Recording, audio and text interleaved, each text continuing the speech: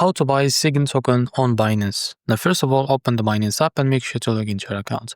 Now, to be able to buy SIGN token on your Binance account, now, first of all, tap on trade in the bottom, as you can see. Now here, tap on this from the top bar, tap on spot, and now tap on this pair that have BTC to USDT, now tap on it. And now in the search bar, just type SIGN like that. Now, as you can see, you have multiple pairs, as you can see. Now, select the pair that you have funds on. For example, if you have funds on USDT, now you can select USDT. If you have funds, now just click on accept. And now just tap on confirm like that. Like that.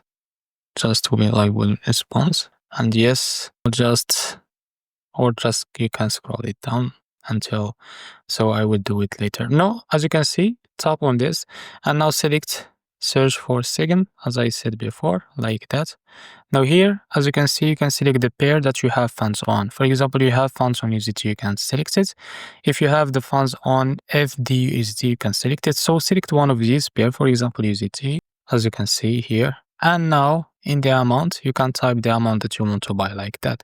So as you can see here, you will see the total. This is how much you should pay of that USDT or to use that USDT on your account. Now after that, you can click on buy SIGN.